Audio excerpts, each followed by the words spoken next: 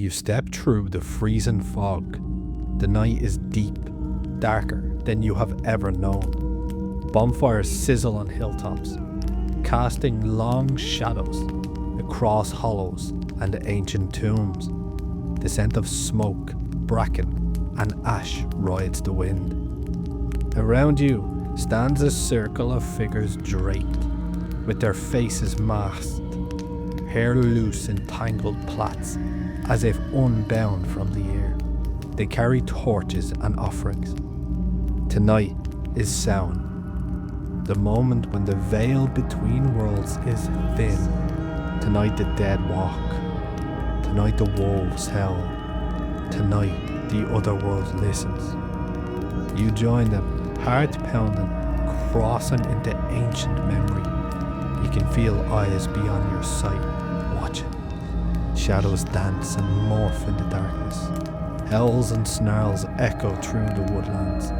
The liminal space is open. Shall you walk through it?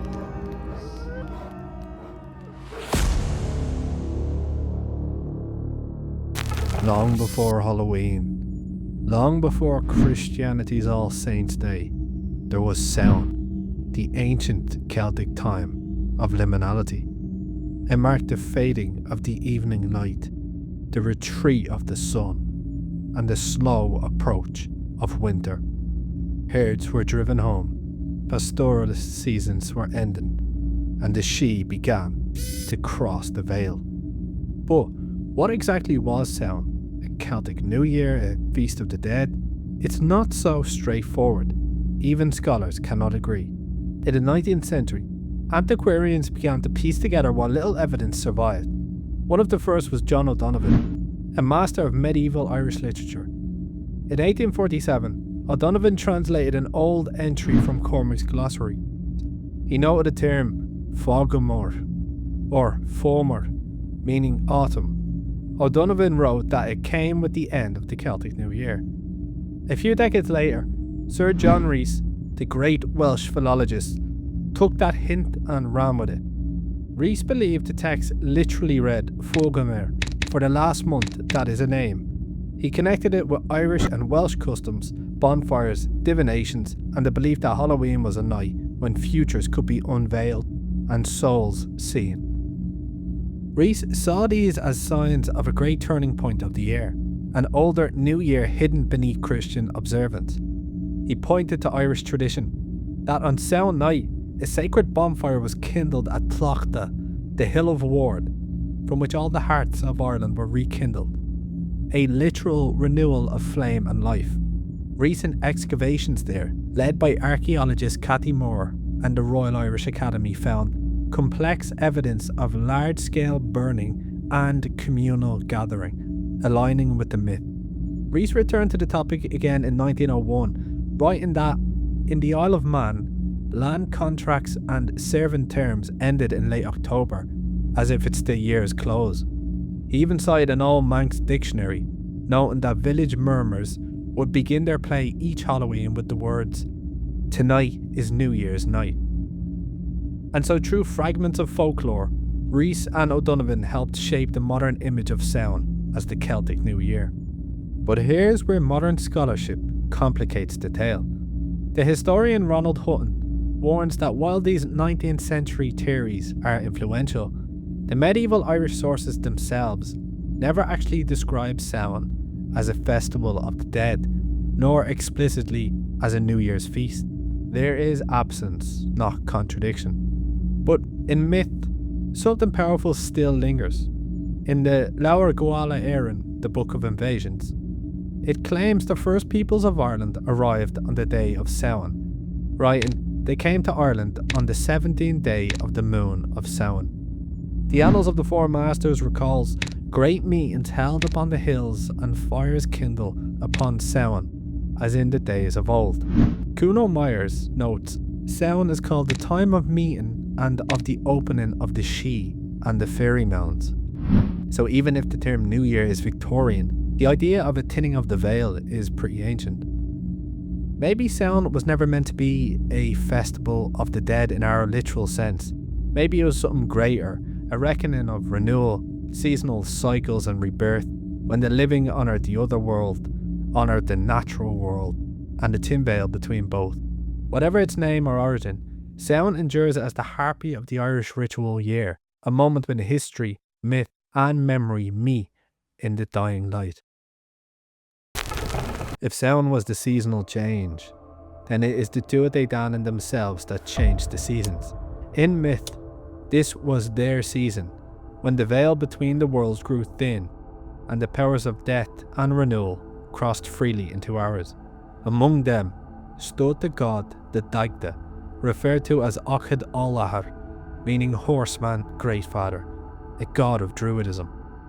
He wielded a club that could kill at one end and resurrect with the other, and a cauldron that never ran empty. And as autumnal fires burned weaker, the Dagda went to meet the Morrígan, the phantom queen, goddess of war, prophecy and sovereignty. Their meeting, as told in the Cotton Moitura, took place at the river Unius before the Tuatha Danann's final battle against the Fomorians. It writes, the Dagda went to meet the Morrígan in the river Unius, and they joined together as one. She told them that the Fomor would be defeated, and that after the battle, she would proclaim victory to the host of Ireland. The Morrigan's prophecy closes this epic. Peace up to heaven, heaven down to earth, and earth beneath the heavens. Strength in each, a cup full of honey. This wasn't just myth, it was cosmic union. As the Dagda and Morrigan united, so too did the land and its sovereignty, ensuring the cycle of renewal will continue through the dark half of the year. The scholar Pruntius McKenna interprets this union as a symbolic act of cosmic balance, representing the fusion of fertility and battle, creation and destruction. Very Indo-European. He wrote in his book Celtic Mythology, his tryst with the Morrigan is significant. She is the goddess of slaughter who prefigures and in certain measures decides the outcomes of battle, and by the Dagda's physical union with her, he ensures victory for his people. The Morrigan, deeply associated with liminality, meets the Dagda at a time of renewal and on the eve of change. The likes of the aforementioned Celtic scholar Pruntius McKenna and historian Moira Herbert associate this with Samhain, a time of liminal, cyclical change. In Laur Guala Éireann, the Tuatha Danann are said to have arrived in Ireland on the day of Samhain. It writes, they were skilled in every art, poets, druids, magicians and smiths, and it was they who cleared the land of demons on the day of Samhain. It's as if Ireland itself was reborn at Samhain, through the arrival of the divine gods and goddesses, ushering in a new era. Other deities too carry this Samhain liminality. Dun, sometimes called Lord of the Dead, is said to dwell in Teach Dun, the House of Dun, off the southwest coast of Ireland, where souls of the departed gather before journeying beyond. He is said to be the ancestor deity of the Irish, and thus awaits them in his hall. Together these gods personify the essence of Samhain, not merely death, but transformation and renewal. The Dagda brings renewal. The Morrigan traverses the liminal line between death and life as a goddess of war, and Dun receives the souls, a divine trinity of life's eternal cycle. As Christianity dethroned the Tuatha Danann from immortal gods and goddesses to faint heroic tales and the She of the land, it is the fairies who held their own on Samhain Eve. In her book, A History of the Fairies, Dr. Caroline White speaks about how the fairies, reminded of death and the Púca's deal with the devil, take their anger out on those who have the misfortune of crossing paths with them on Samhain night, as they make their way to battle other fairy clans. Samhain then is an hour of liminality, when the Sidhe themselves cross the veil. When we strip away the pop culture and plastic pumpkins, something ancient still burns beneath Halloween's mask. It is the echo of Samhain, a festival of fire. The oldest Irish Samhain customs were acts of disguise. People covered their face in ash or donned animal skins as they moved between the light of home and the darkness beyond. Why? Because of Iha Samhain, the night of the dead.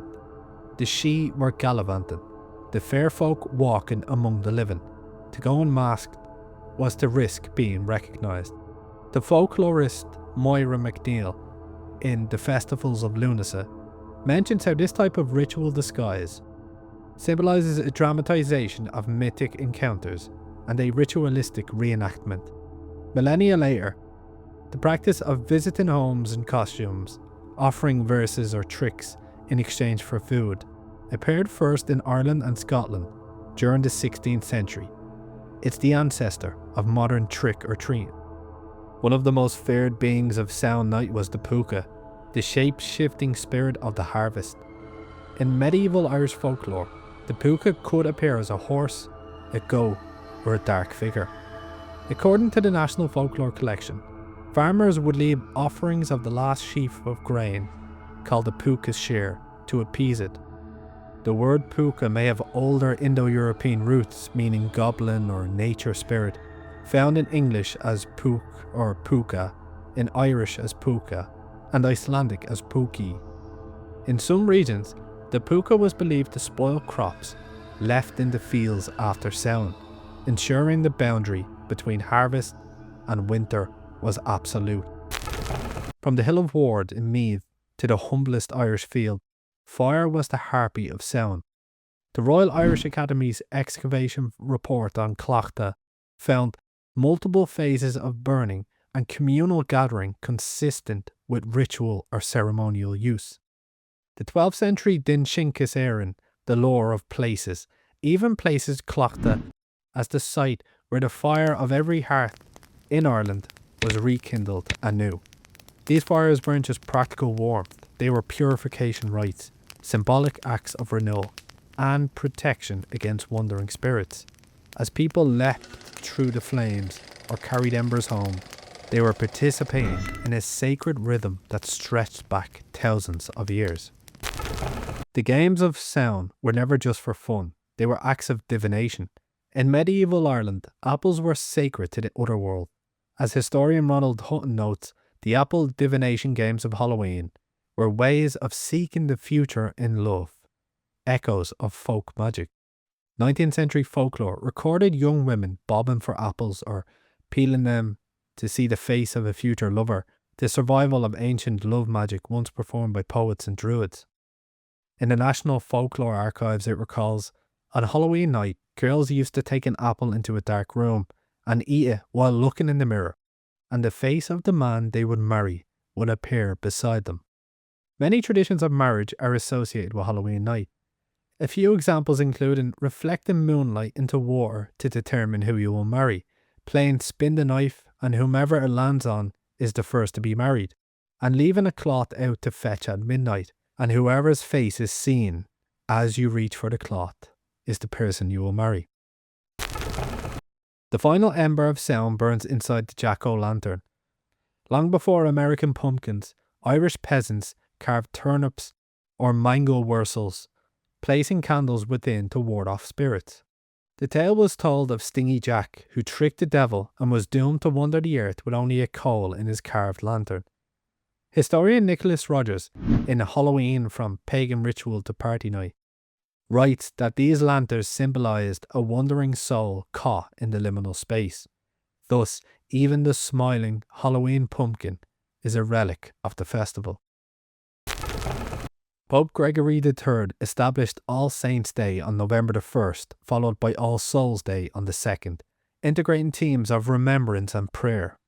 Medieval records show no direct evidence that it has origins in Samhain. However, I assume no one would argue how convenient it was for the church to lure people away, partially or not, from Samhain with their alternative. The night before, All Hallows' Eve, retained the aura of boundary and mystery. Irish immigrants carried that liminality of their pagan forebears with them to America and beyond.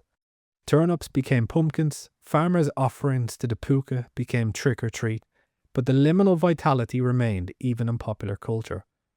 Halloween is a night when the veil between our world and the spirit world is most thin. This is more apparent than if it was a festival of the dead. Instead of looking at Samhain as solely a festival of the dead or a Celtic New Year, which could be the case, as the Romantic era historians argue, but is open to interpretation.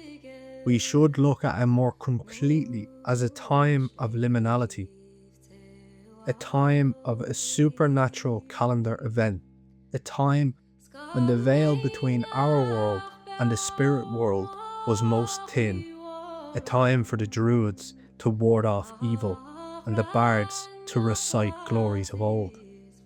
Is Halloween Samhain in modern form? In some ways, in its essence, in its spiritual structure, but not in totality.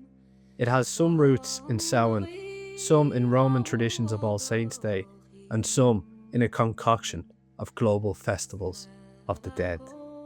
The potential to revive Samhain as a legitimate festival in Ireland is very strong, as there is many traditions that have continued on, but it has to be done not through the perception of falsities, but within what is legitimate.